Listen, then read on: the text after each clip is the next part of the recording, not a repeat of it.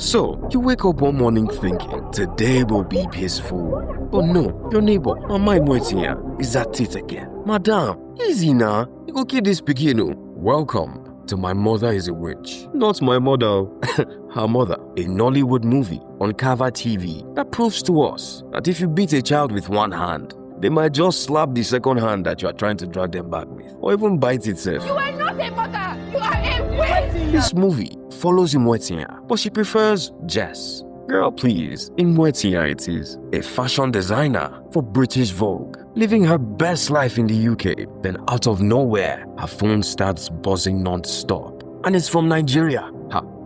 Village people. She ignores it until she finally gets a video message from one Dr. Ayo. The message stating that her mother has died. A second message ensued, and it was a message from her mom herself, begging her to return for the burial. Mile was pleading, because this pikin feel let shame continue to catch me from grave. But somebody's babe says, no tears, no breakdown. She just steps outside, smokes a cig, and the next day, books her flight to Niger. She's like, 2 days, 3 days, I bury her, and I did. That alone should tell you that the beef between her and Mile is ancestral. When she arrives, she's picked up by the good doctor's driver. You will understand why he's called that as we go. You see this Dr. Ayo, Bros took care of her mother while she was sick, and now he's helping the family handle burial plans too. But Imwetia, she just wants to sign papers, bury this woman, and this. Not even go near the family house in Benin. But too bad, that's exactly where the driver takes her. Aunties, cousins, everybody rushes out to greet her. Welcome,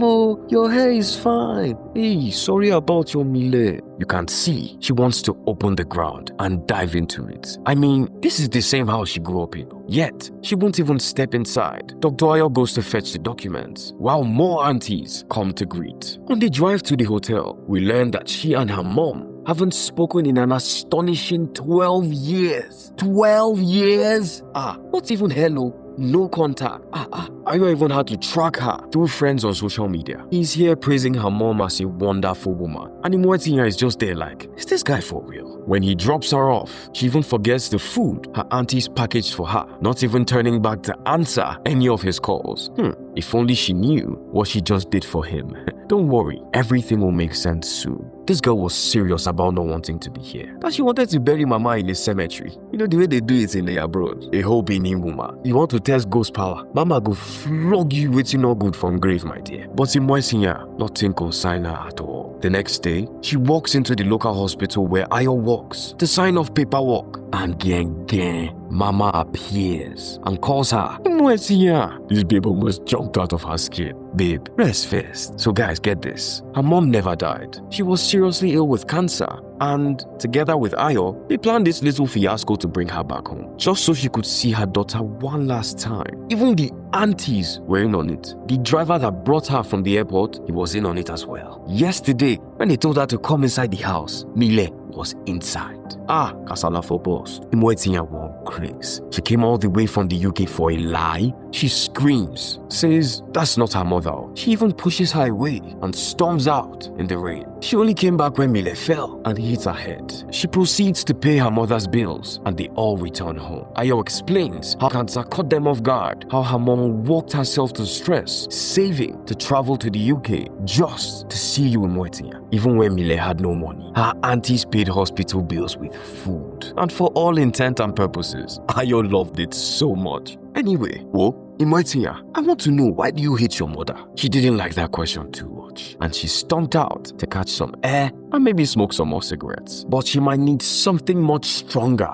to drive the horrific memories that came flooding back. She remembers the day she left for the UK, how her mom made her carry her own heavy luggage, saying, now you go carry her, and how she called her mom a witch and swore never to return. Damn. Now come, this her little cousin, she make her give you cigar. She walks back in, just as everyone else is walking out. And still, she refuses to give her mother any face. at all. The only silver lining is the slight compassion she had left, which was only because the woman is genuinely in pain and dying. So at least she could rub small boniki for the path where they pain her for body. But beyond that, it is drop dead silence. And then she breaks that silence to announce that she's leaving the very next day. Hey God. She even added how she has already made arrangements and dropped money for the upkeep of her mom. Of course, Mile mistook it for burial preparations. Before Emwetia could even finish explaining, this yeye doctor barged in like he owned the seat. Bros then opened his mouth to reveal that Mile only regained strength because she saw Emwetia. And as a professional doctor, instead of encouraging her, he actually called her plans to go back to London selfish. And that's where he missed the plot. Because this girl removed her glasses, which was the international sign that wahala don't start. You think you know this woman better than me, eh? She fired back. She accused Mile of being manipulative and that the good doctor swallowed her lies whole. Right there, she dropped the bombshell that Mama had poisoned her and that she's a witch. Mile's heart broke into pieces. Immediately, she carried her Bible like a shield. The noise loud. Sote. Mama ehi. Anovi. Them rush enter. But no worry. You see this crash out? It could reach everybody. She pointed fingers at them too, accusing them of enabling her mother's wickedness. But guys, see, it be like say small truth inside. They cannot like give you. Because Mile tried to explain, but Emwetia no agree here. And you? Move, Joe. She stormed out to the market to buy her friend Idi abroad some adire and maybe smoke a little more and think some more because this ahead, it don't fool. And for there, another wahala come meet her again. Some very, very sharp guys moved her purse with her phone, passport, and everything nice. This babe nearly crazy. And on top of this one, area boys, they disturb her to Roger. Roger Fedrani. This babe ran like a track star. And that's when you know that a mother's intuition, especially with her only child, hardly fails. She felt Emwetia wasn't safe. And somehow, Mama and the aunties quickly rush out and were the ones that provided rescue. That night, a miracle happened. They all stayed under one roof. And guess what? They did it without shouting. Emwetia even took it further.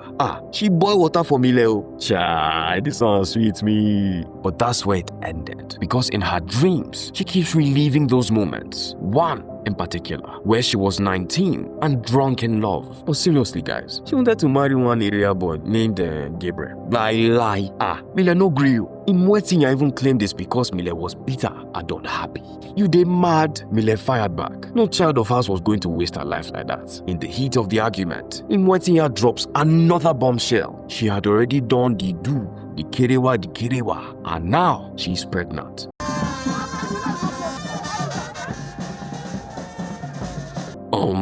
The bitch wey Mile give her, the only neighbors and her aunties fit separate them. Right there, Mile told her that she would abort that pregnancy and leave for the UK because her uncle had arranged everything. Emwetia cried. She cried so her tears dry. She foresee they cry if not be the noise of customers. They won't buy beats from her mama. Wake her from her dream. Look who it is. Dr. Ayo don't show again to check on him mama. Not bad at all. And now, he can escort her to buy another phone. But not before collecting a food flask loaded with food and stockfish. Doctor. Anyway, they first land for her hotel. May she freshen up. Since Ayo be one chop, can't follow watch match. He joins her. And no more, his eyes nearly pop out when he saw what her hot body could do inside those clothes. Ducky. Fast forward, new phone secured. And Ayo, let's just say they were now laying into each other. You're wondering how I know, Abi? Just trust me. But the gist not here and there. They carried it to a calm spot for drinks. Conversations start soft. Career talk. Then they pivot to the kopo. Why? She hated her mom. So get this. Her dad left when she was 4 and died when she was only 9 years old. Momsi had to carry the whole load.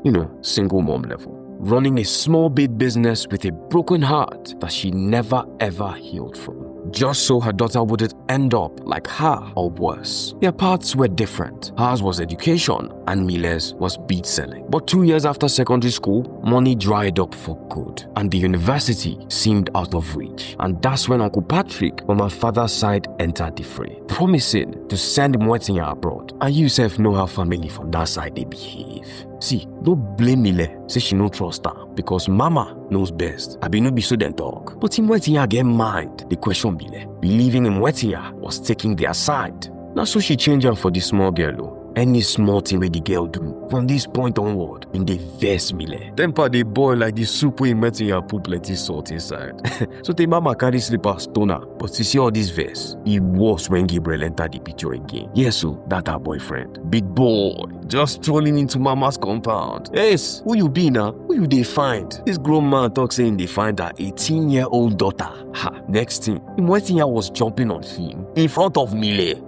What don't spoil o. Mile first shift small because she no fit believe her eyes. See them as dem dey mumu themselves. They even take picture joy. Mama puts a stop to it. But if you think it all stops there, then I have an airport, the Southie. She followed him to one Val's day party. They went clubbing, and that's when Mama suspecting that this her pikin and this boy have danced kerewa. But truth be told, the girl actually never did it. Well, not yet. Anyway, as Mile open mouth, the 1 or 2 way comot be like 5 and 6. And for the first time, Imwetinya spoke back. Sharp, her son touch her once. She base go Gabriel's side. And of course, his rod and staff were waiting to comfort her. But you see, the honorable thing is, when Gabriel heard about the pregnancy, he didn't dodge. He actually stepped up, came with his boys, and one hungry-looking goat, albeit, to put small thing on top her head now. As in, marriage levels now. You know the matters now. Mile went after all of them with a mortar. And before Mile made this particular pose, you would just know that these children wanted to kill her. But you know, the best way to keep the lion from eating your goat is if you separate them. So, Mile sharply ran to Lagos to seal the deal with Uncle Patrick. At least, make this girl go UK before she ends up pregnant. Mile, if only you knew. But we'll come to that. Now, in her absence, the lovebirds were in full cuddling season. But luck finished when Mama returned from Lagos earlier than expected. She dropped her bag and went straight to call boys, screaming, Tifo, Tifo. 2 seconds. Boys mount. Gabriel jumped beat away he never seen before. He barely escaped. And Imwetinya, she no go collect her own care. Collect this beating, Joe. And right there, she dropped the bomb. I don't carry belly. After that ass whooping, Gabriel no fit use eyes see her again. Plus, as he was trying to flee that day, he had a small accident. And that's why you see him wrapped here, like a mummy. Anyway, to the real shocker, the poisoning she always talked about, Mama really did it. Yes, but it wasn't poison to kill. It was an abortion pill. And while Imwetinya cried on the floor, Mile just threw a face. Imwetinya stayed angry after 12 solid years because that poison actually destroyed her womb. It made her infertile. But Ayo, acting as the referee and peacemaker, begs her to forgive, to at least hear her mother out. His words really hit her hard because the next day, instead of going to Lagos like she planned, she packed her things and moved back home. And Mile, she was in church, confessing and begging God to forgive her for being hot-headed, for the abortion, for everything. From Imwetinya's point of view, she finally got to see the pictures her mother had been secretly keeping all these years. Every birthday, every school graduation, even the day she had her first period. Evidence of how her mother cared for her. And the best part, even that picture that Gabriel had taken of her was also there in Mama's collection. It turns out, Mama never hated her only child. They were just coming at life from 2 very different places. Mama speaking from the scars of having a child at 17, and Imwetinya reacting from a place of childish foolishness. Then Mama walked in as she got back from church and saw her. Omo. She just wrapped her hands around her daughter and let the tears fall as she softly hummed the children's lullaby. Imwetinya turned to her and whispered, "I love you." And the 2 broken women hugged for the first time in over 12 years. And just like that, things started to fall into place. They began learning how to be mother and daughter again. And of course, Dr. Ayo was still hanging around. But if you look closely, because pot dey fire, just look at his hand. Don't be played with that. I bet it wouldn't be the same case if it was just an apple.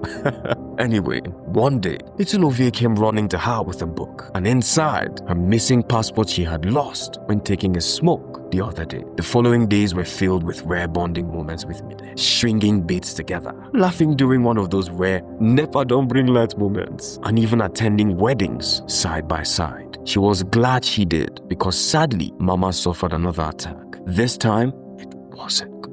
While consoling her, Ayo revealed a bombshell. Back in the early days, he had overheard Mile on the phone with Uncle Patrick. Apparently, Mile had allowed him to sleep with her just so she could send Mwetinya abroad. Osanuba.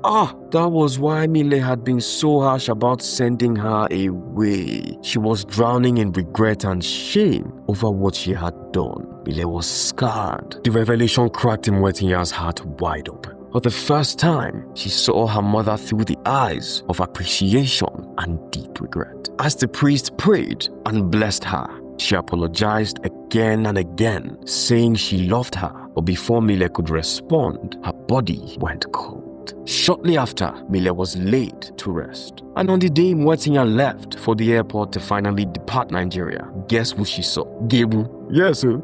She saw Gabriel. Bro was now an Okada man. She said her goodbyes to our beloved good doctor, Ayo. And in the UK, it was a new kind of beginning for her. One built from memories and a picture of her mother in London, the city Mama never got to see. I feel like I'm going to cry. And with that, we've reached the end of My Mother is a Witch, a beautiful movie written and directed by Niyi Akinmolayan, now streaming on Cover TV. Please go and watch it. The storyline behind this movie is compelling enough to earn a few hours of your time. And that's a wrap for today's video. Feel free to share your thoughts in the comments, like, subscribe, and until next time on Worthy of Recap.